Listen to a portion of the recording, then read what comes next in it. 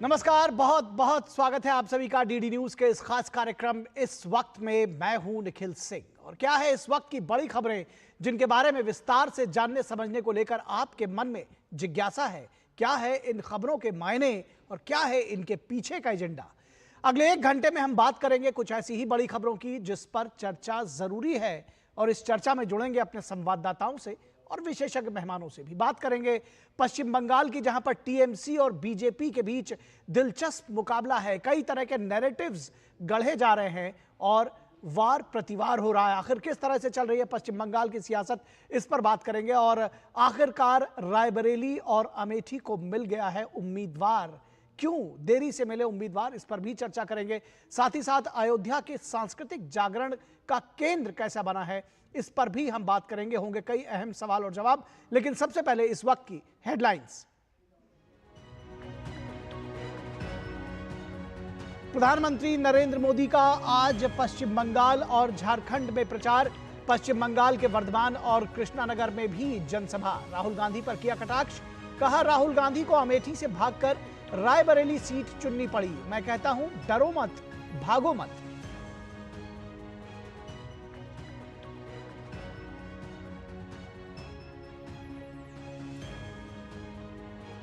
रोचक हुआ रायबरेली और अमेठी का रण। रायबरेली सीट से राहुल गांधी भरेंगे नामांकन, तो अमेठी से किशोरी लाल शर्मा ने दाखिल किया पर्चा। स्मृति ईरानी ने साधा राहुल गांधी पर निशाना, कहा हार के डर से अपने प्रॉक्सी उम्मीदवार को चुनाव मैदान में उतारा।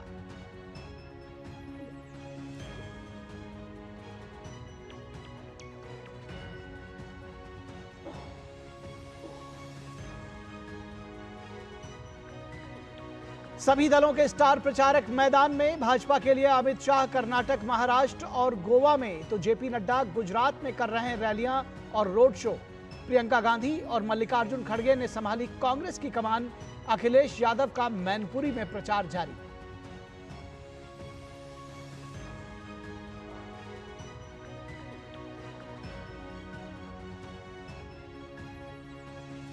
बीस मई को 5वें चरण के लोकसभा और ओडिशा विधानसभा चुनाव के लिए नामांकन का आखिरी दिन। आज तमाम दलों के प्रत्याशियों ने भरे पर्चे।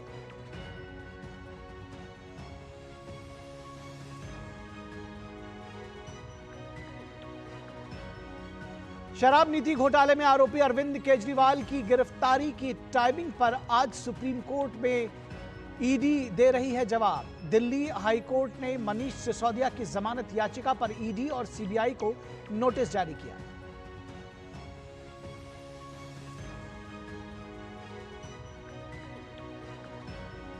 और पाकिस्तान के हिंदू समुदाय के 200 सदस्य आज अयोध्या में रामलला का कर रहे हैं दर्शन।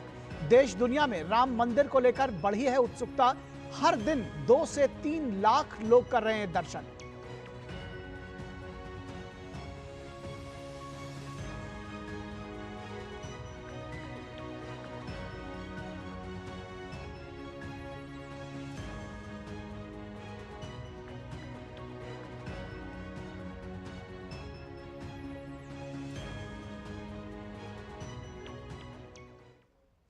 तो सबसे पहले बात पश्चिम बंगाल की सियासत की करेंगे। पश्चिम बंगाल में टीएमसी और बीजेपी के बीच जबरदस्त मुकाबला देखने को मिल रहा है और आज प्रधानमंत्री नरेंद्र मोदी की 3 रैलियां, ताबड़तोड़ रैलियां पश्चिम बंगाल में जारी हैं। और किस तरह से ये सियासत परवान चढ़ रही है पश्चिम बंगाल में, इसकी बात करेंगे और बताएंगे आपको कि किस तरह से पश्चिम बंगाल में ये रैलियां चल रही हैं। आज पीएम मोदी की ताबड़तोड़ रैलियां, पश्चिम बंगाल में 3 और झारखंड में 1 रैली। पीएम की पश्चिम बंगाल के बर्धमान, दुर्गापुर और कृष्णानगर में जनसभा है। पीएम मोदी की झारखंड के सिंहभूम में चुनावी जनसभा, रांची में रोड शो। पीएम मोदी की झारखंड में भी 1 रैली है। पश्चिम बंगाल में ममता दीदी के गढ़ में चुनौती दे रहे हैं पीएम मोदी। मुकाबला दिलचस्प हो चुका है। ममता बनर्जी इन जगहों पर उठा रही हैं सीएए का मुद्दा। नागरिकता संशोधन अधिनियम के खिलाफ खोला है मोर्चा। ममता बनर्जी ने मथुआ समुदाय से कहा सीएए पर लोगों पर विदेशी टैग लगा देगा। बीजेपी का पलटवार, सीएए पर लोगों को बरगला रही हैं ममता बनर्जी। केंद्रीय कानून लागू होने से रोक नहीं सकती। बीजेपी का कहना है कि केंद्रीय कानून लागू होने से ममता बनर्जी रोक नहीं सकती और लोगों को बरगला रही हैं। प्रदेश की सभी 42 सीटों पर बीजेपी और टीएमसी है आमने सामने। कांग्रेस और सीपीएम कई जगहों पर मुकाबले में नहीं है। कांग्रेस और सीपीएम कई जगहों पर मुकाबले में नहीं, जबकि 42 स्थानों पर सभी 42 सीटों पर आमने सामने है बीजेपी और कांग्रेस। अधीर रंजन चौधरी ने कहा टीएमसी को वोट देने के बजाय बीजेपी को वोट करें। वहीं अभिषेक बनर्जी ने कहा कि कांग्रेस सीपीएम को वोट देना बीजेपी को वोट देने जैसा है। तो इस पूरी सियासत को समझने की जरूरत है। आज पीएम मोदी की ताबड़तोड़ रैलियां, पश्चिम बंगाल में 3 और झारखंड में 1 चुनावी जनसभा है। और प्रधानमंत्री नरेंद्र मोदी ने अपने संबोधन में एक रैली में कहा कि टीएमसी नागरिकता संशोधन विधेयक को लेकर झूठ फैला रही है, वो ऐसा नहीं होने देंगे।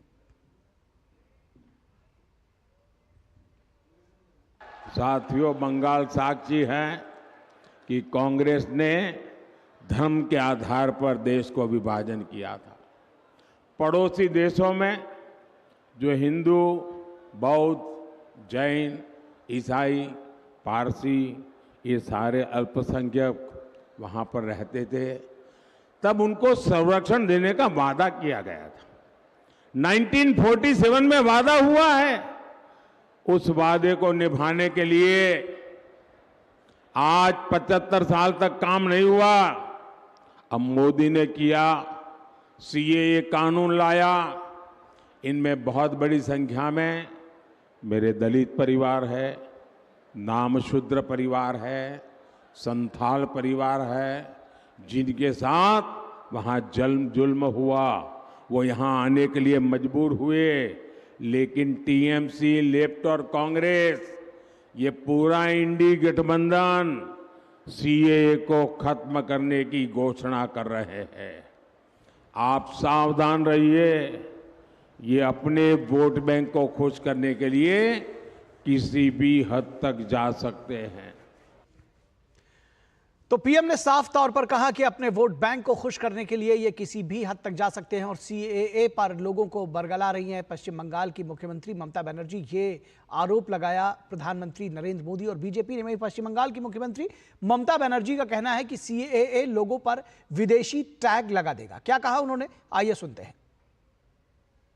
মাছের মাথাটা দেখছেন তো, ওটা হচ্ছে ক্যাট আর লেজাটা হচ্ছে এনআরসি আর মধ্যখানে পেটিটা হচ্ছে ইউনিফর্ম সিভিল কোড। ফাইট আমাদের সাথে বিজেপির।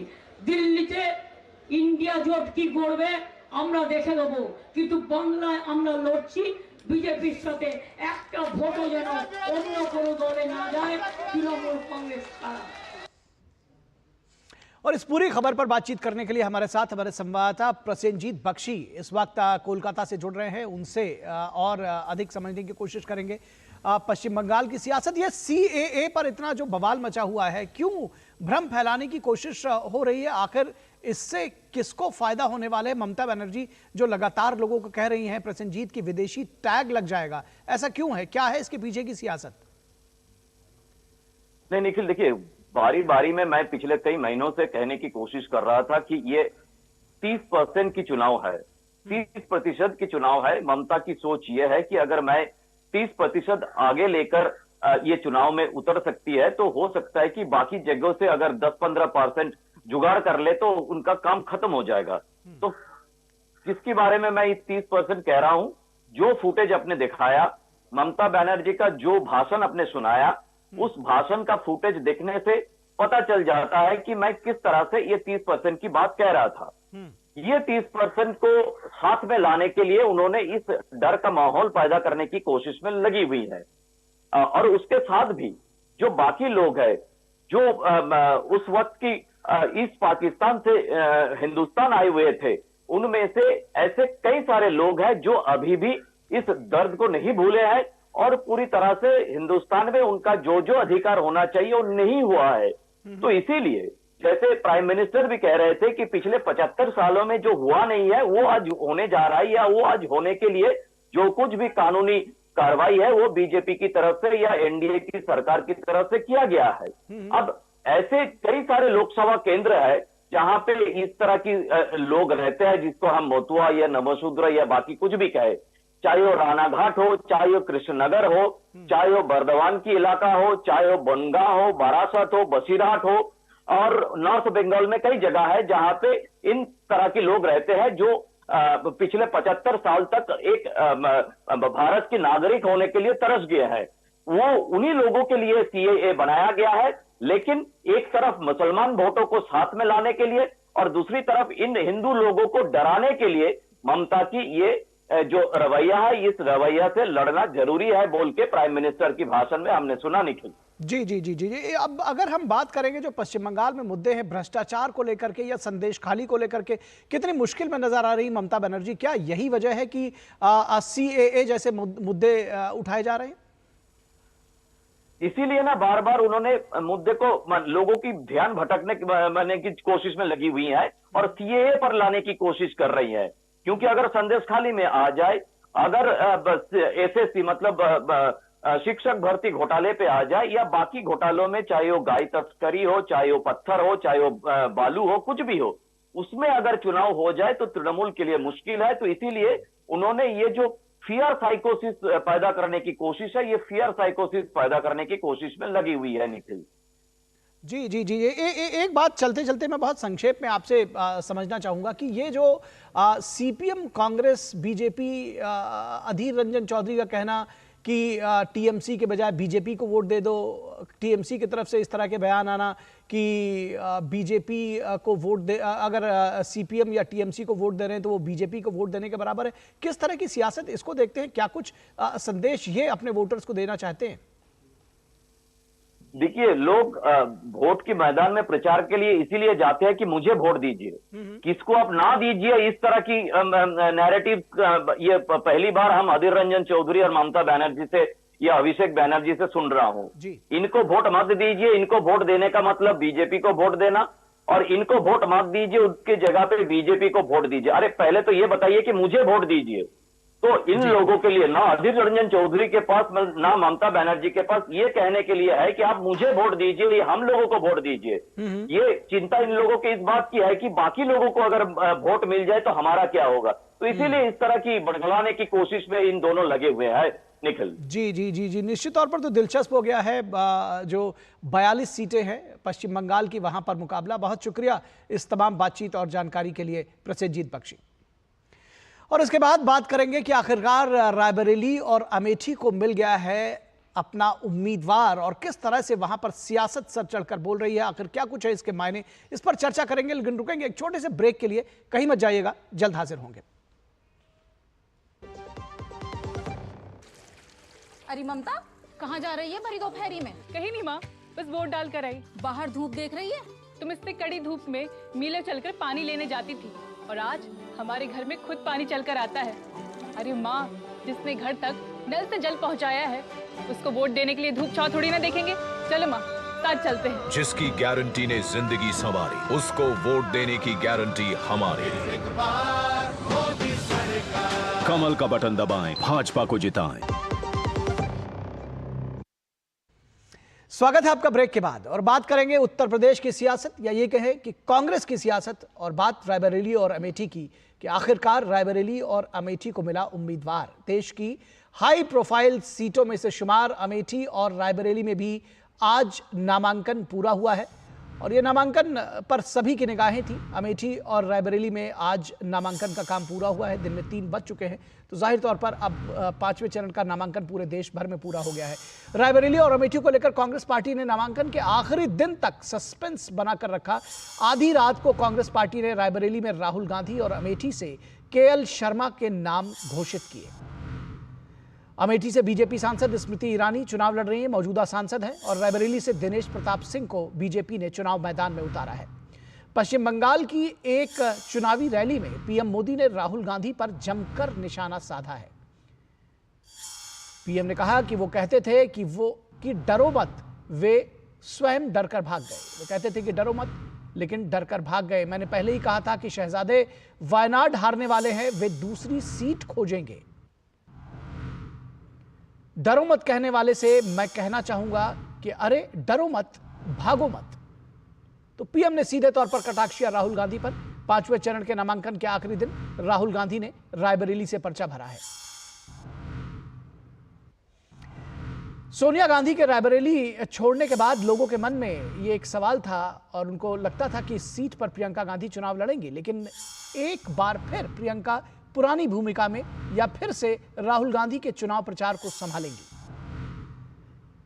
क्या लड़की हूं, लड़ सकती हूं, पर खुद पार्टी को यकीन नहीं है, या प्रियंका गांधी के दावे पर पार्टी को यकीन नहीं है? हालांकि जयराम रमेश और पार्टी के कुछ लोगों की अलग राय है इस पर।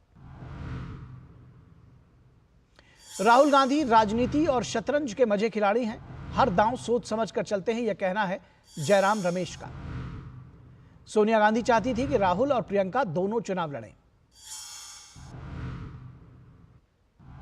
यह सोनिया गांधी की चाहत थी, लेकिन जानकार मानते हैं कि प्रियंका उपचुनाव लड़ेंगी। तो यह सियासत को समझने की जरूरत है कि प्रियंका उपचुनाव लड़ेंगी। ऐसा माना जा रहा है, कहा जा रहा है कि राहुल गांधी के लिए वायनाड सीट छोड़ना मुश्किल होगा।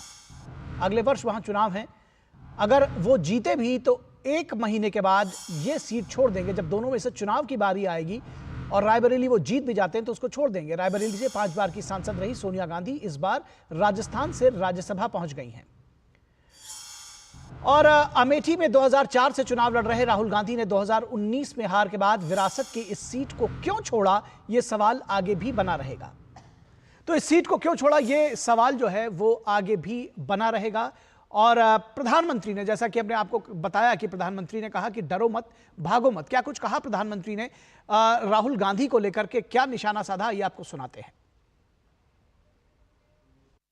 मैंने कहा था इनकी सबसे बड़ी नेता चुनाव लड़ने की हिम्मत नहीं करेगी, वो डर के मारे भाग जाएगी।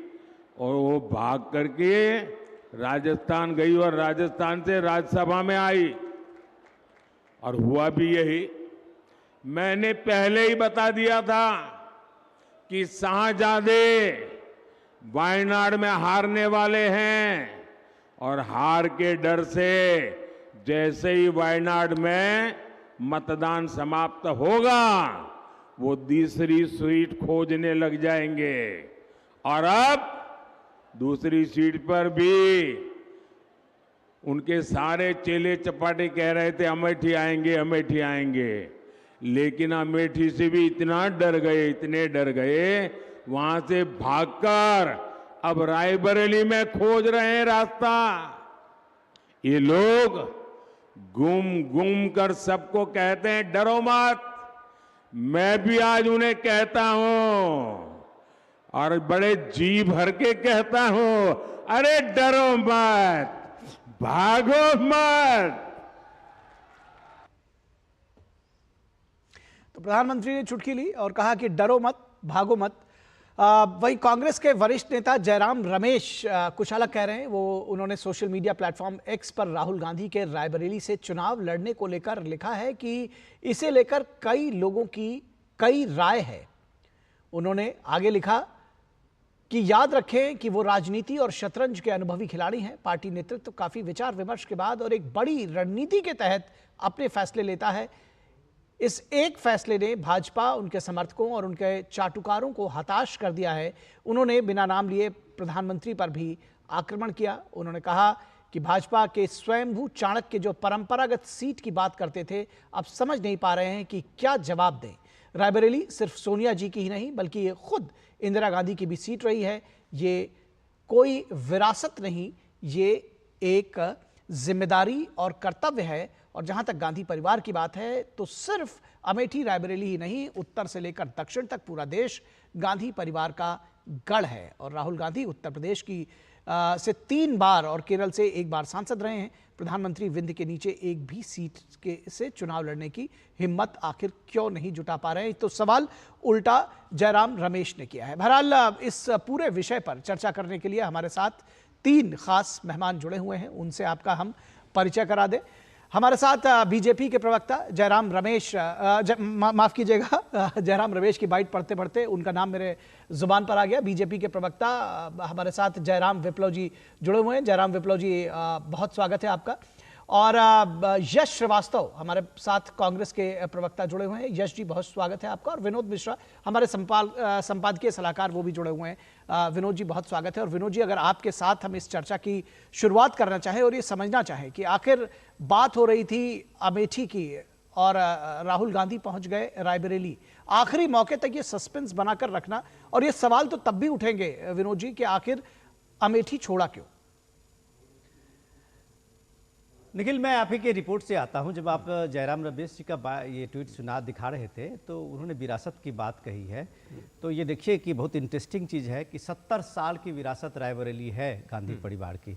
फिरोज गांधी उस सीट से चुनाव लड़ना शुरू किए थे। पहला फिरोज गांधी ने लड़ा था, इंदिरा गांधी लड़ी थी, सोनिया गांधी, और आज इस विरासत को संभालने राहुल गांधी पहुँचे हैं।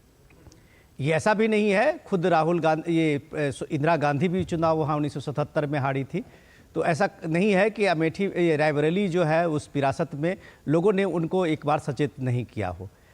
अब ये राहुल गांधी को देखना है। लेकिन एक सवाल जो है कि जो 4 बार के सांसद 2004 से अमेठी में राहुल गांधी उसी विरासत के सीट पे पहुंचते हैं जहां राजीव गांधी का भी चुनाव लड़ा था, कभी संजय गांधी चुनाव लड़े थे, और उस सीट से 2019 में अगर चुनाव वो हार गए तो उसके बाद पलट के अमेठी क्यों नहीं गए? रायबरेली उनके लिए ये बात हो सकती है आज की चीज़ों में, चर्चा में। लेकिन जो आप कह रहे थे अभी कि आप ये देखिए कि पूरे देश में जो हाई प्रोफाइल सीट्स है उस सीट में कम से कम रायबरेली अमेठी को लेके ये इतने दिनों तक सस्पेंस क्यों बना रहा है, ये भी एक बड़ा सवाल है। और इस सवाल के बाद कि आज अगर ये नॉमिनेशन हुआ है तो 20 मई को वहाँ मतदान होगा, और राहुल गांधी जिस तरीके से वहाँ चुनाव लड़ने के लिए आप गए, और उसके बाद देखिए कि वहाँ का सीन क्या है कि वहाँ जो दिनेश प्रताप सिंह हैं वो कभी पुराने कांग्रेसी हैं, वो एक लोकल कैंडिडेट को बीजेपी ने उतारा है जो बीजेपी सरकार में वहाँ उत्तर प्रदेश में मंत्री हैं। तो अब आप समझ सकते हैं कि राहुल गांधी बाहरी होंगे वहाँ या दिनेश प्रताप सिंह होंगे जो वहाँ लोकल, और वहाँ पे उन्होंने एक काम किया है। आज रायबरेली की जो सिचुएशन आप देखेंगे तो 2019 में अगर आप देखिए कि पूरे यूपी में 80 के 80 सीट में से एक सीट वहाँ कांग्रेस ने बचा पाई थी जो सोनिया जी को रायबरेली से जिताया था। अब ये चैलेंज इस बार कांग्रेस के लिए जरूर होगा कि वो अपनी सीटें कितनी बढ़ा पाते हैं। जी, निश्चित तौर पर तो ये सवाल यश श्रीवास्तव से पूछेंगे। यश श्रीवास्तव, ये सवाल जरूर पूछा जाएगा कि कभी परचम पूरे उत्तर प्रदेश में लहराता था कांग्रेस पार्टी का, आज एक सीट के लिए, क्योंकि ये सवाल बार बार बीजेपी की तरफ से भी, प्रधानमंत्री की आपने बाइट्स जरूर सुनी होंगी जिसमें वो कह रहे हैं कि डरो मत, भागो मत, और एक अदद जीत पाने के लिए वो अमेठी से रायबरेली चले गए। ये सवाल तो पूछा जाएगा कि अमेठी छोड़ा क्यों? निखिल जी, सबसे पहली बात, अभी जो आप बाइट दिखा रहे थे हमारे प्रधानमंत्री की, तो कुछ दिन पहले इसी चैनल पर हम लोग चर्चा कर रहे थे कि राहुल जी ने कह दिया कि मोदी डरा हुआ है, कांप रहा है। ये रहा है पे बड़ी आपत्ति थी लोगों को। आज नरेंद्र मोदी सोनिया जी के बारे में चली गई, भाग गई कह रहे हैं, इस बात को याद रखिएगा। दूसरी बात, आज पूरा मीडिया, चाहे आपका चैनल हो चाहे कोई दूसरा चैनल हो, अखबार, प्रिंट, डिजिटल, जिसको देखो वो राहुल जी ने इस सीट से नहीं उस सीट से चुनाव भर दिया, इस पे बात कर रहा है। तो फिर पूरी बीजेपी ये भी याद रखे कि या तो तय कर लें राहुल गांधी जी इर्रेलेवेंट है, या राहुल गांधी जी इनका सबसे बुरा सपना है, वो तय कर लें, वो मेरी समस्या नहीं है। तीसरी बात, अमेठी और रायबरेली का जहां तक सवाल है तो जयराम रमेश जी कह चुके हैं, मैं भी कह देता हूं, पूरा देश गांधी का गढ़ है। इस देश में त्याग और बलिदान की मिसाल गांधी परिवार है। आरएसएस बीजेपी में कोई पैदा नहीं हुआ जो 4-5 पीढ़ियों से लड़ रहा हो, जिसके यहाँ से 2-2, 3-3 शहीद हुए हो, कोई नहीं। अब रायबरेली में ऐसा है कि राहुल गांधी जी का जीतना तय है। वायनाड की जहां तक बात है तो यदि नरेंद्र मोदी जी को या स्मृति ईरानी को, पता नहीं कौन स्मृति, लेकिन स्मृति ईरानी को अगर जाना हो या और किसी भाजपा वाले को शौक हो तो आ जाए वायनाड, वहां से भी निकाल के दिखा दें। वहां तो आते नहीं है। मैं तो कहता हूं नरेंद्र मोदी जी वायनाड आ जाए और चुनाव लड़के एक बार में मामला खत्म कर दें, निर्णय कर लें कि भाई कौन हटता है, कौन जाता है, कौन डरता है, कौन भागता है, एक बार में तय कर लीजिए। दक्षिण में आपकी आने की हिम्मत नहीं। आपने तो मणिपुर, नागालैंड और मेघालय में अपने कैंडिडेट ही नहीं उतारे डर के मारे, क्योंकि मालूम है आपका कैंडिडेट वहां पैर नहीं रख सकता आज की तारीख में। तो हमें डराना मत बताइए। हमने तो मणिपुर जाके भी दिखा दिया, देश के एक छोर से दूसरे छोर 2 बार करके दिखा दिया, लाखों करोड़ों लोगों की आवाज सुन के दिखा दिया। हमें मत बताइए।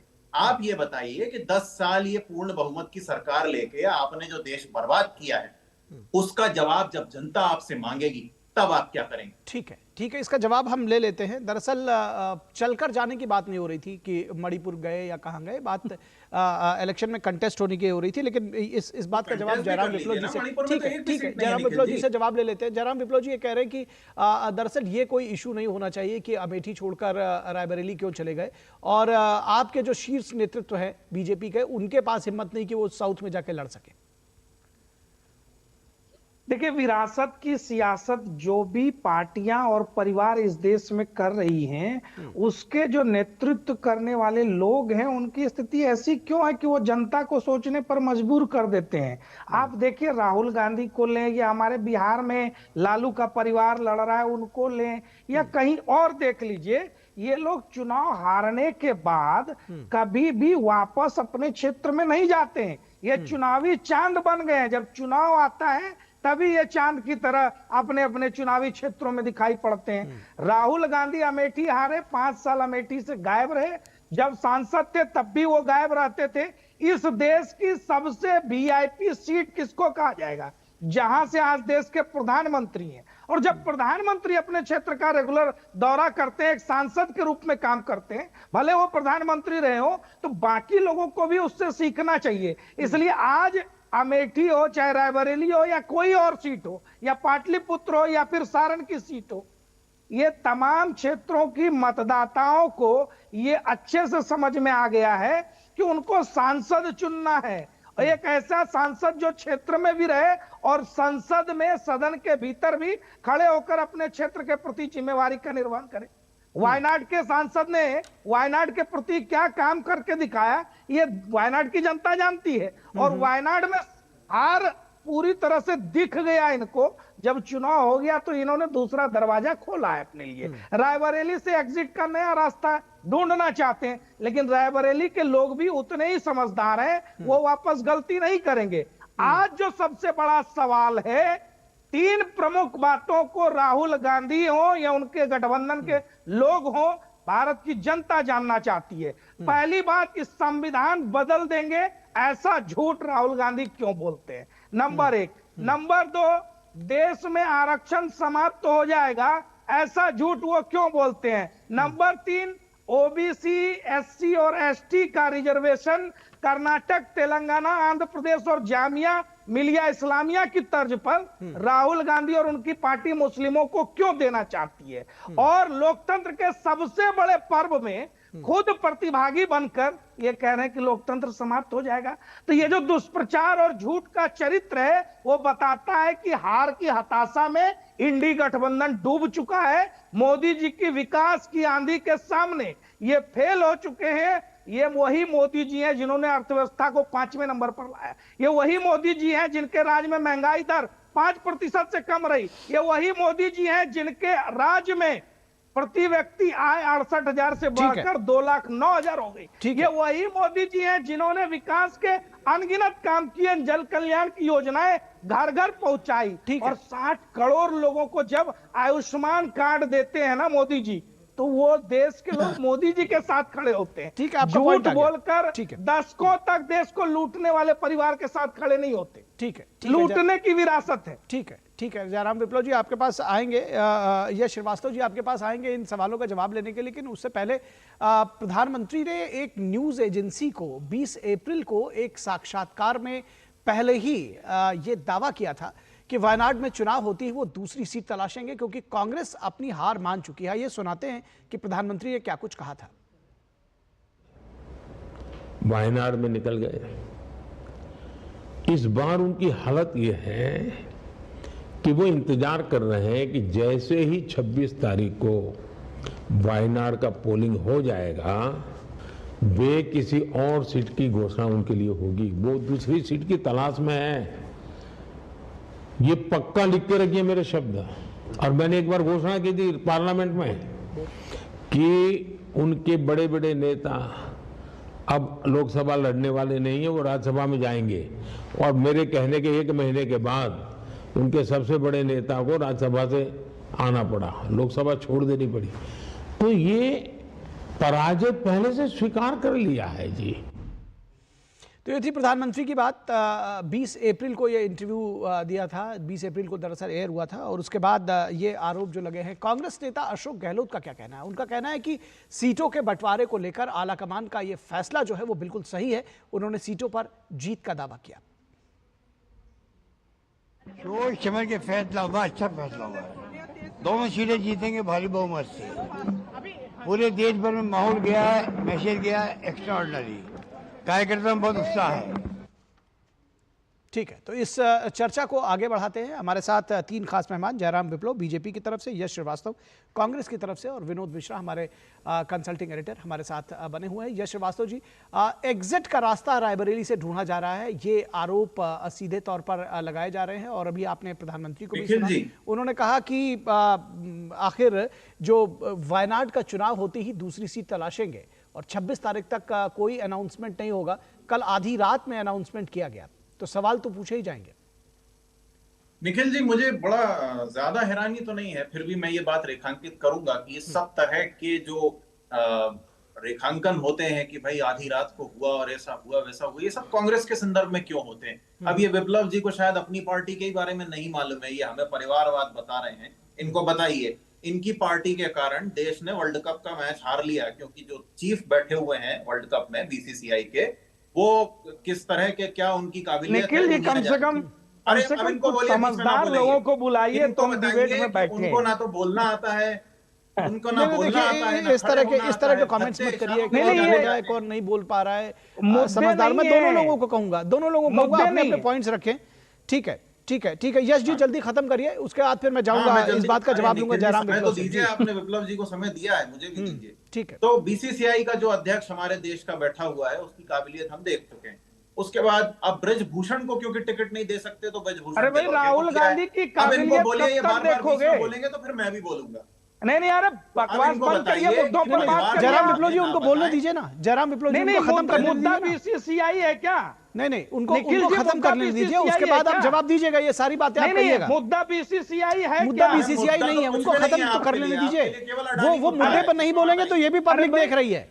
जयराम जी, अगर वो मुद्दे पर नहीं बोल रहे हैं तो ये भी लोग देख रहे हैं, आप उनको बोलने दीजिए। जी चलिए, अब 10 साल से बिना मुद्दे के हमारे, अब बताइए, आप 20 तारीख के उनके इंटरव्यू का बता रहे हैं जिसमें वो गप्पे हाँक रहे हैं पत्रकार के साथ बैठ के। मैं भी कह सकता हूं कि भाई ऐसा हो जाएगा तो ऐसा हो जाएगा, आप लिख के रख लो। ये गप्पे, लेकिन उन्होंने जो कहा वो तो साबित हुआ ना। अरे निखिल जी, मुझे मेरी बात कहने दीजिए, मैं जानता हूं आपने वही दिखाया जो उन्होंने कहा है। सुनिए, ये गप्पे सुनने के लिए हम नहीं बैठे हैं। देश का नागरिक प्रधानमंत्री के इंटरव्यू से उम्मीदें रखता है कि बेरोजगारी, महंगाई जैसे क्रूशियल क्वेश्चंस, यानी कि जरूरी सवालों पर जवाब मिलेगा। चुनाव के समय हमारे प्रधानमंत्री बैठ के इंटरव्यू में वही कर रहे हैं जो वो हर भाषण में करते हैं। खैर, रायबरेली और अमेठी का ऐसा है कि मैं फिर याद दिला देता हूं, यदि प्रधानमंत्री को, स्मृति ईरानी को या विप्लव जी को किसी को भी शंका हो तो वायनाड से चुनाव लड़ लें, मणिपुर से चुनाव लड़ लें, दक्षिण भारत में कहीं भी जाके चुनाव लड़ लें, और नहीं तो अपने किए हुए 10 साल के ट्रैक रिकॉर्ड का जवाब देने के लिए तैयार रहें।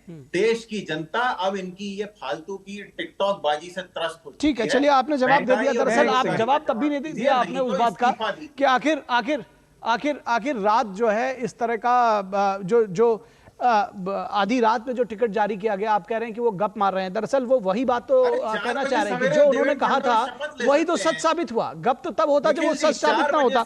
चलिए, यश श्रीवास्तव जी, अब जवाब ले लेते हैं जयराम विप्लव से। जी देखिए, मैं स्पष्ट तौर पर इतना कहना चाहता हूं कि भागे हम नहीं है, भागे राहुल गांधी हैं। 2019 में भी भागकर वायनाड गए थे, वायनाड वालों ने भगाया तो रायबरेली पहुंचे हैं, तो जवाब उनको देना है। दूसरी बात, अरे हम वो नहीं हैं, नरेंद्र मोदी जी इस देश के प्रधानमंत्री हैं, और ऐसे प्रधानमंत्री हैं जो बोलते नहीं हैं, 4 पीढ़ियों से नारा देते रहे गरीबी हटाएंगे, गरीबी हटाएंगे, गरीबी हटाएंगे। चिल्ला रहे भाई, नाम सुनते ही निखिल जी, आप क्यों चिल्ला रहे हैं? इस तरह से देखिए यश जी आपकी बारी आएगी। शुरू करता हूँ, यश जी आपकी बारी आएगी। अब फिर से मैं शुरू इनको संक्षेप में बताता हूं। देश के प्रधानमंत्री राजीव गांधी नहीं, नरेंद्र मोदी हैं। राजीव गांधी कहते थे 85 पैसे दलालों की जेब में जाते हैं। नरेंद्र मोदी जी 36 लाख करोड़ रुपए सीधे लाभार्थी के खाते में डालते हैं। पप्पू के चेले, शांत हो जाइए आप। पप्पू जी सुनो, नहीं, देखिए बीच बीच में मत बोलिए, अदरवाइज फिर मुझे ये सिस्टम अपनाना पड़ेगा कि बाकियों की ऑडियो आउट करनी पड़ेगी। ये अच्छी बात नहीं है। चर्चा कम से कम डिरेल मत हो, इसलिए एक एक करके बात करिए, एक एक करके बात करिए। जयराम विप्लव जी जल्दी से अपनी बात समाप्त करिए। यश श्रीवास्तव जी आपके पास आऊंगा, फिर आप बोलिएगा। शांत हो जाओ, चलिए शांत हो जाइए सभी लोग। अभी जयराम विप्लव जी आप बोलिए। देखिए बार बार ये टोकेंगे तब भी मैं वही बात कहूंगा कि राजीव गांधी के राज में 85 पैसे दलालों की जेब में जाते थे, मोदी जी के राज में 36 लाख करोड़ रुपए डीबीटी के माध्यम से लाभार्थी के खाते में जाते हैं। मोदी जी केवल गरीबी झटके में हटा दूंगा ऐसा कहते नहीं है, वो करके दिखाते हैं। 25 करोड़ को गरीबी रेखा से बाहर लाते हैं, महंगाई की दर 5% से नीचे रखते हैं और किसानों को सम्मान निधि के माध्यम से राशि पहुंचाते हैं। रोजगार के लिए 18 लाख केंद्र सरकार की नौकरी, 16 करोड़ ईपीएफओ के एक्टिव अकाउंट बताते हैं। अन्य नौकरियां मिली, 41 करोड़ उनको मुद्रा लोन मिला, स्वनिधि और पीएम विश्वकर्मा योजना के माध्यम से स्वरोजगार की सुविधा भी मिली। पढ़ाई के लिए 7,000 से अधिक कॉलेज, 400 से अधिक यूनिवर्सिटी, 300 से अधिक मेडिकल कॉलेज और नई शिक्षा नीति बना करके दी। लेकिन पप्पू जी 4 पीढ़ियों से केवल गरीबी हटाने का नारा लगा रहे हैं। वो चाहते हैं कि आज दरअसल हमारा विषय ये नहीं है, और मैं समझता हूँ कि हमारे दोनों प्रवक्ता जो हैं वो विषयांतर कर दे रहे हैं। मैं जयराम विप्लव जी और यश श्रीवास्तव जी आप दोनों लोगों को रोकूंगा। मैं विनोद मिश्रा के पास जाऊंगा। विनोद मिश्रा जी एक सवाल, मैं आप दोनों लोगों को रोकूंगा। मैं चाहता हूं कि विषयांतर ना हो। आज रायबरेली अमेठी पे डिस्कस कर रहे हैं, उसी पे डिस्कस करेंगे। आप दोनों लोगों को रोकना चाहूंगा। विनोद मिश्रा जी मैं ये समझना चाहूंगा, ये जो सवाल उठाया जा रहा है कि उपचुनाव में प्रियंका गांधी जीतेंगी, ये इस तरह की बात कही जा रही है। प्रियंका गांधी लड़ेंगी उपचुनाव, अगर रायबरेली की सीट जीत जाते हैं राहुल गांधी तो। देखिए इसके पीछे में यश जी हम लोगों ने आप दोनों प्रवक्ताओं को काफी देर से सुना है। आप कम से कम थोड़ा सा हम लोगों के लिए एडिटोरियल पे आप आ जाइए। ठीक है, देखिए सिंपल सी बात है कि हम लोगों ने जो रायबरेली की चर्चा के लिए आप लोगों को आमंत्रित किया था, और आप लोग सच में निखिल कह रहे थे कि आप विषयांतर मत होइए। सवाल ये है कि हम तो सवाल पूछेंगे, हम क्या पूरे देश सवाल ये पूछेगा कि राहुल गांधी रायबरेली क्यों, अमेठी क्यों नहीं। तो इसके मैं यही बात कह रहा हूँ, ये इसके पीछे का तर्क ये है कि राहुल गांधी का रायबरेली से कोई नाता नहीं रहा है। और मैं ये कैटेगोरिकली कह रहा हूँ इस बात को कि सोनिया गांधी जब से 1999 से सोनिया गांधी चुनाव लड़ रही हैं रायबरेली में, और उस चुनाव की पूरी जिम्मेदारी प्रियंका गांधी देखती रही है। जब प्रियंका गांधी का उस क्षेत्र से एक कनेक्ट है, वहाँ के लोगों से, वहाँ के पॉलिटिकल आप कहिए कि जो डेमोजियोग्राफी है उसको प्रियंका गांधी राहुल गांधी से बेहतर जानती है। और इसका जो ये फायदा कांग्रेस को हो सकता था कि अगर वो प्रियंका गांधी को उतारते तो शायद ये लगता कि प्रियंका गांधी को पहली बार चुनाव में राहुल गांधी के बजाय उतार के एक तरह से लॉन्चिंग पैड जो उनकी विरासत की है उसमें प्रियंका गांधी को भी मिली है जगह। लेकिन वो जब प्रियंका गांधी लखनऊ में एक कैंपेन शुरू किया था, लड़की हूँ लड़ सकती हूँ, तो ये लड़की को लड़ाने के लिए मामले में भी कांग्रेस फेल रही है। जबकि बात अब जब जयराम रमेश कहते हैं कि ये राहुल गांधी शतरंज के और राजनीति के बहुत बड़े खिलाड़ी हैं, तो लोग इस बात की शंका या इस बात को जाहिर करते हैं कि 2 सीट में राहुल गांधी तो रहेंगे नहीं। अगर वो वायनाड जीत जाते हैं तो वो और रायबरेली भी जीत जाते हैं तो 1 सीट उन्हें छोड़नी है। तो वो चॉइस जब उनके सामने होगा तो केरल के वायनाड वो नहीं छोड़ेंगे। ये बात भी मैं कहता हूं कि आप लिख लीजिए, तो वो रायबरेली ही छोड़ेंगे। और ये उपचुनाव के लिए ऐसी पॉसिबिलिटीज है कि रायबरेली से अगर बाई इलेक्शन होंगे उसके बाद 1 महीने के बाद तो प्रियंका गांधी सामने आएगी।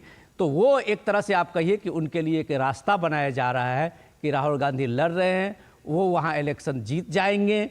अगर वो जीत जाते हैं तो प्रियंका गांधी के लिए वो रास्ता बन जाएगा, ऐसी संभावना तो है। और लोग इस बात को मान रहे हैं कि 1 महीने के लिए सांसद क्यों होगा कोई, और जनता 1 महीने के सांसद को क्यों वोट देगी। बिल्कुल ठीक बात है, और इस विषय पर हम फिर आगे भी चर्चा करेंगे, लेकिन आज की चर्चा हमारी यहीं तक होगी। जयराम विप्लव जी आपका शुक्रिया, यश श्रीवास्तव जी आपका शुक्रिया, और विनोद मिश्रा जी आपका भी बहुत शुक्रिया हमारे साथ जुड़ने के लिए।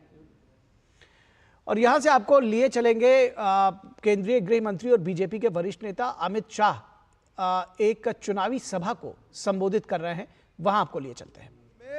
केस भी जीता, भूमि पूजन भी किया और 22 जनवरी को प्राण प्रतिष्ठा कर कर जय श्री राम कर दिया।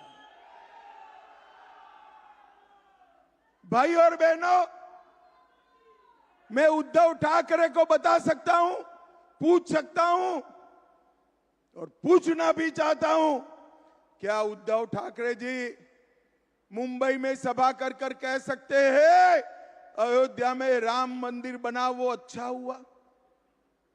पूछ सकते हैं क्या? नहीं पूछ सकते, क्योंकि उनकी वोट बैंक भी अब कांग्रेस की वोट बैंक हो गई है। आप उनकी वोट बैंक नहीं हो भाई।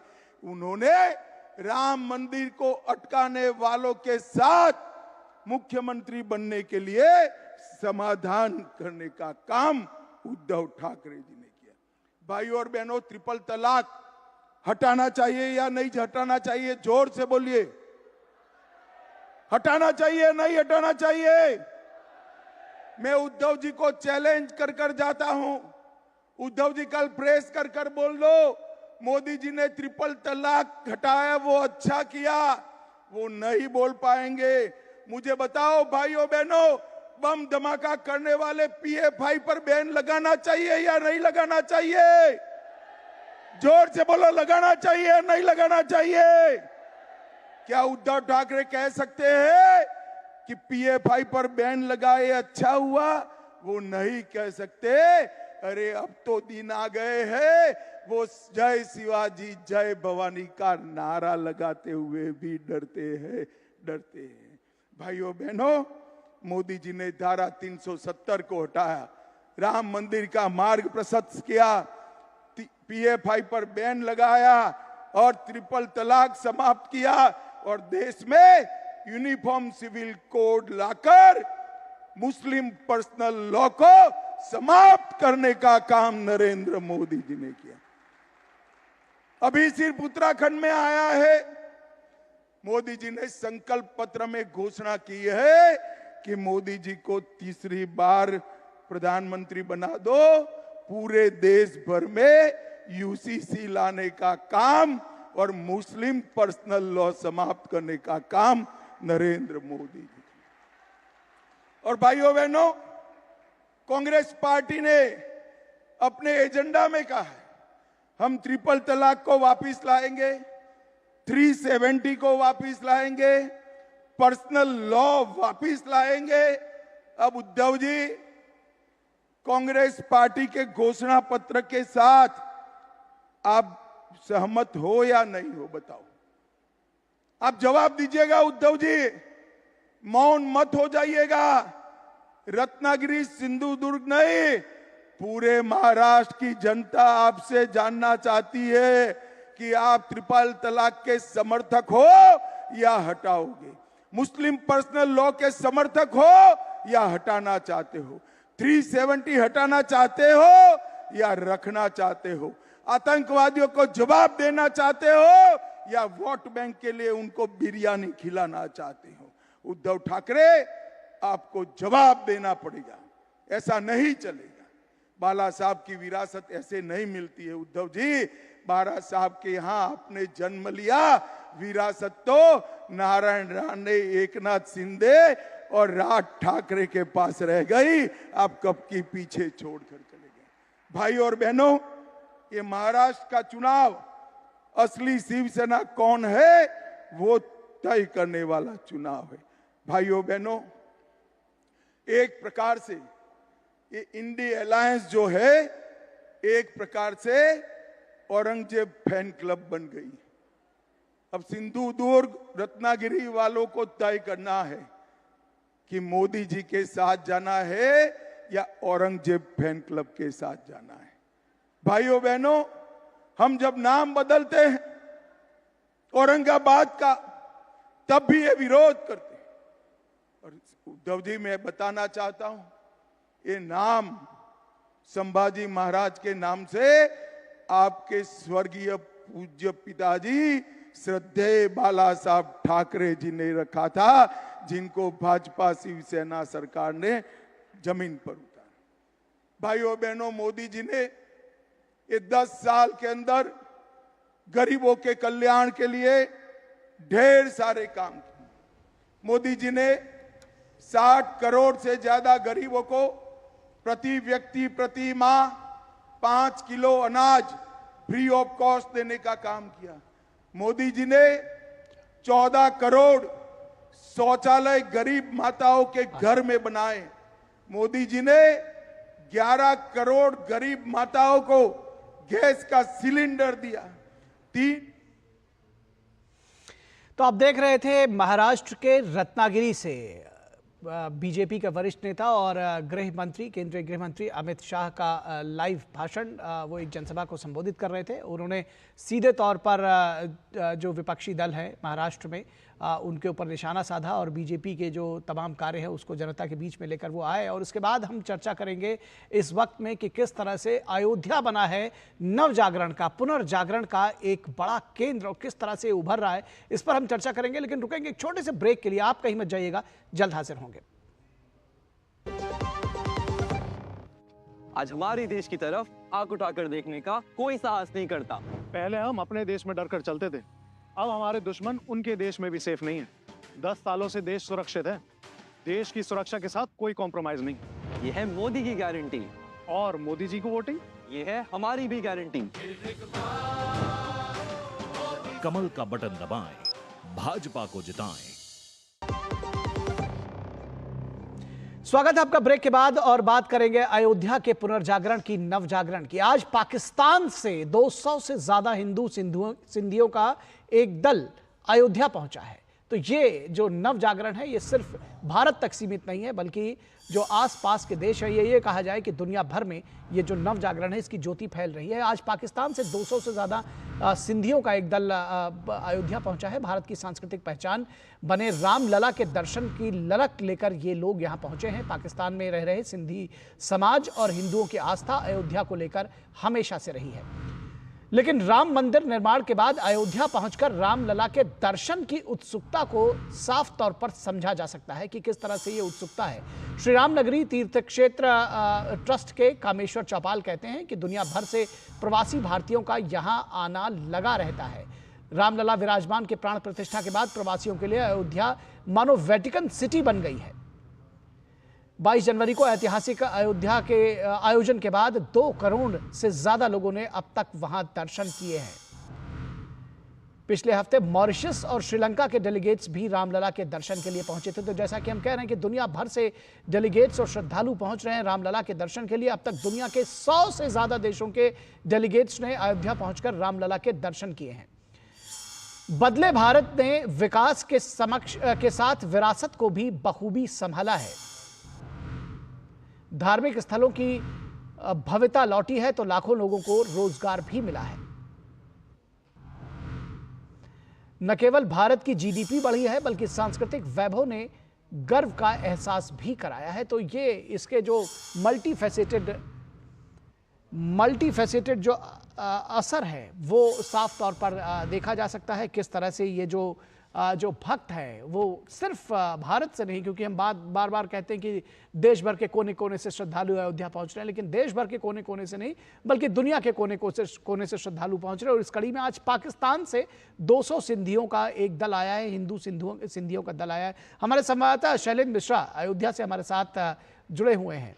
किस तरह की जानकारी आप देंगे आज ये जिस तरह से लगातार अयोध्या में भगवान श्री राम लला के जो दिव्य भव्य जो मंदिर बना है, प्राण प्रतिष्ठा हुई है, उसके बाद जो दर्शन का कार्यक्रम है ये कहा जाए कि तांता नहीं टूट रहा है। और अब जो विदेशी हैं और ख़ासतौर पर जो पाकिस्तान से श्रद्धालु आए हैं ये अपने आप में एक बड़ा आकर्षण है और ये बताता है कि किस तरह से एक नव जागरण का केंद्र बनकर उभरा है अयोध्या। शैलेंद्र,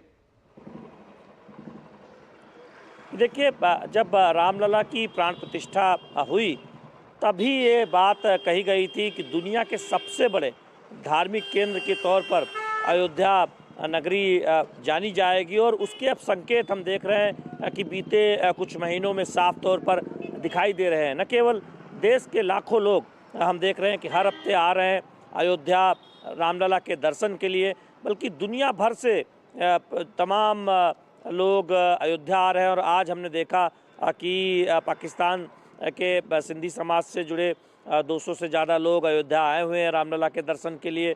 और न केवल हमारे पड़ोसी देश बल्कि हम दुनिया के तमाम देशों से देख रहे हैं कि लोग पहुंच रहे हैं। और जो तस्वीरें आप अयोध्या से देखते हैं न केवल कुछ खास मौक़ों पर या खास दिन में, बल्कि हर दिन हम देखते हैं कि सुबह से लेकर शाम तक एक तांता लगा हुआ होता है। और सुबह और शाम तो काफ़ी भीड़ ऐसे दिखाई देती है अयोध्या की सड़कों पर। हम देखते हैं कि जो जाने वाला रास्ता है राम मंदिर की तरफ, वहाँ पैदल ही बड़ी संख्या में लोग जाते हुए दिखाई देते हैं।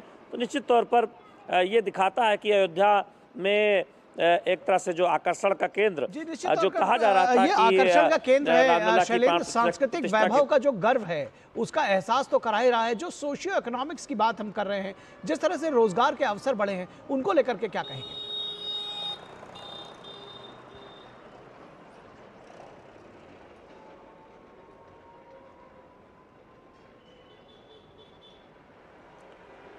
निखिल देखिए, मैं आपका सवाल नहीं सुन पाया, ऑडियो में कुछ डिस्टरबेंस चल रही है। लेकिन निश्चित तौर पर आप देखें कि पूरी अयोध्या अब रामलला की प्राण प्रतिष्ठा के बाद बदली हुई नज़र आती है। और हम जानते हैं कि उसका एक व्यापक प्रभाव दिख रहा है यहाँ पर।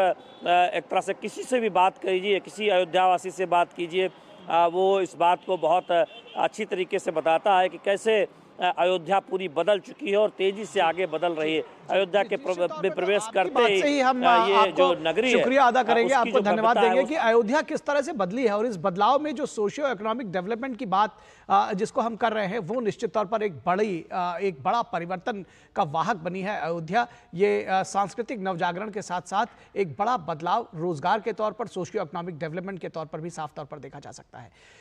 तो आज के इस वक्त में बस इतना ही। हमारी पूरी टीम को दीजिए इजाजत। नमस्कार।